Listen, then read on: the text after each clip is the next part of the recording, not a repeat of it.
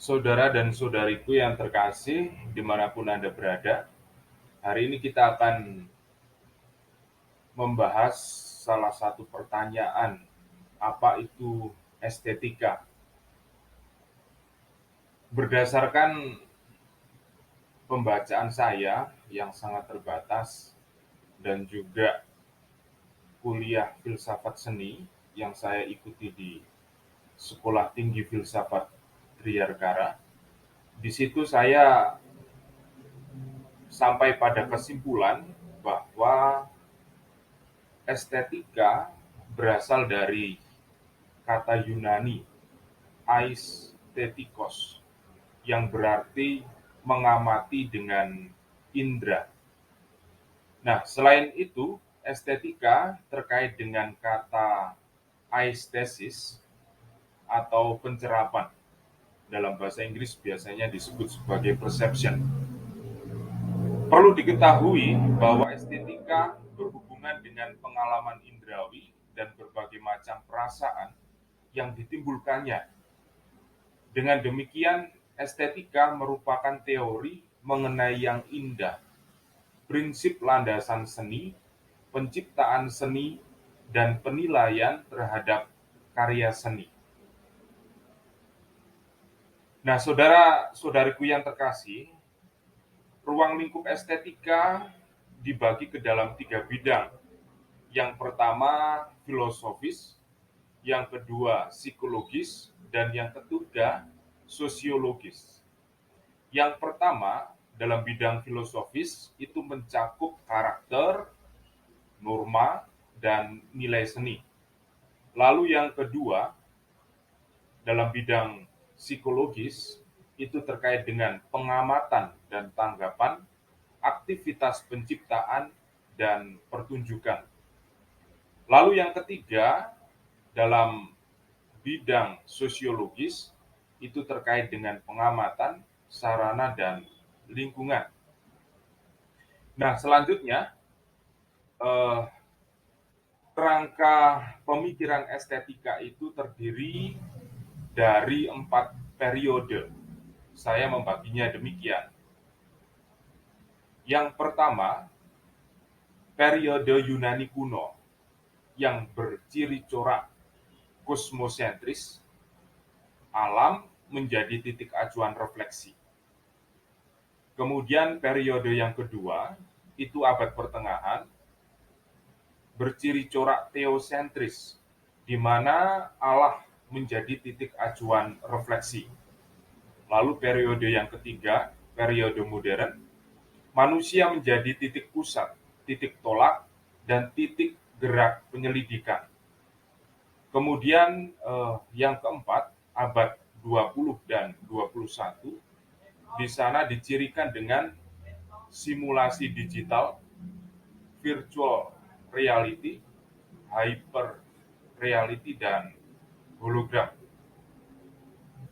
Nah, saudara-saudariku yang terkasih, eh, karya seni dapat dilihat dalam 4 cara pandang.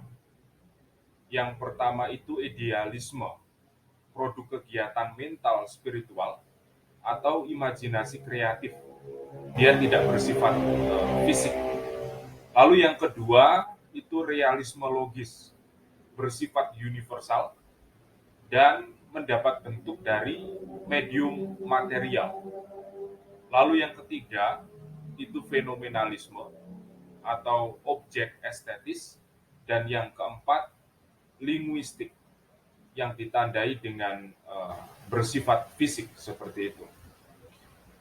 Nah, estetika dapat dibagi ya ke dalam 2 bagian. Yang pertama estetika deskriptif.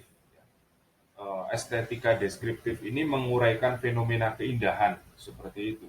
Nah, lalu yang kedua estetika normatif, menyelidiki hakikat, dasar, dan ukuran keindahan. Selain itu ada yang membagi estetika ke dalam 2 cabang, katakanlah begitu. Yang pertama itu filsafat seni. Jadi dalam filsafat seni mempertanyakan status ontologi karya seni. Lalu yang kedua, filsafat keindahan. Dalam filsafat keindahan ini eh, membahas pengertian keindahan dan mempertanyakan apakah keindahan itu subjektif atau objektif. Perlu diketahui bahwa sepanjang sejarah para filsuf mempunyai pandangan yang bervariasi mengenai estetika. Nah, selanjutnya saya akan mencoba menguraikan secara singkat gagasan para filsuf mengenai estetika. Yang pertama, Plato. Plato melihat mendefinisikan seni sebagai keterampilan mereproduksi sesuatu. Kemudian yang kedua, Aristoteles melihat bahwa seni mempunyai pengaruh bagi hidup manusia.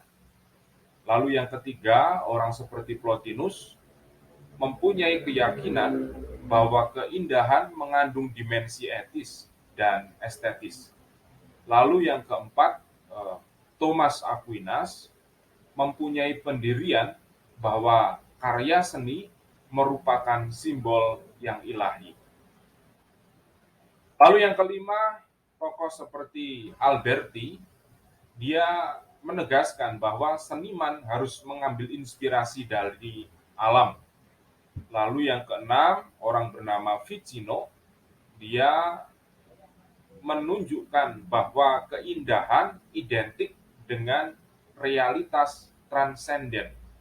Lalu yang ketujuh, Leonardo, dia bilang lukisan harus dinamis, ekspresif, dan membawa ketenangan.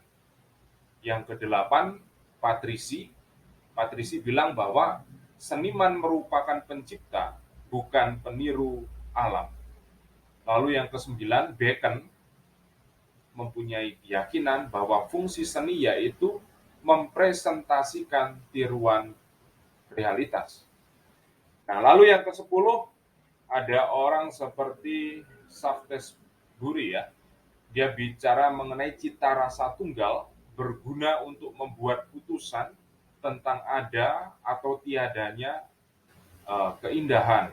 Lalu yang ke-11 ada Hutcheson, dia bilang keindahan merupakan nama yang diberikan pada ide yang muncul dalam diri manusia.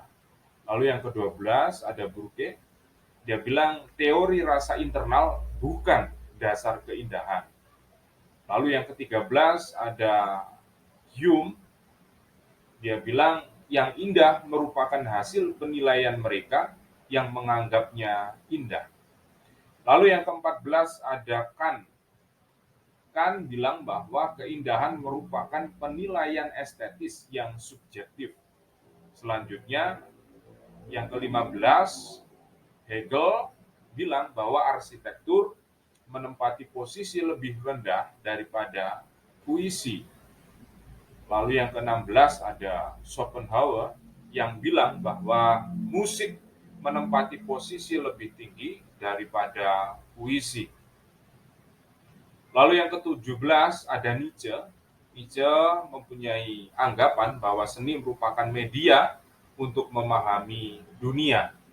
Lalu yang ke-18 ada Shinichi. Dia bilang seni pada dasarnya asimetris, tidak seimbang.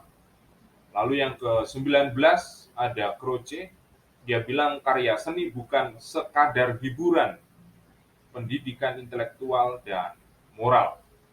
Lalu yang ke-20 ada Collingwood, yang menunjukkan bahwa seni dan pria pada dasarnya berbeda. Lalu yang ke-21 Langer menjelaskan bahwa seni mengandung logika simbolis. Kemudian yang ke-22 ada Bell, dia bilang bentuk bermakna merupakan kualitas seni visual.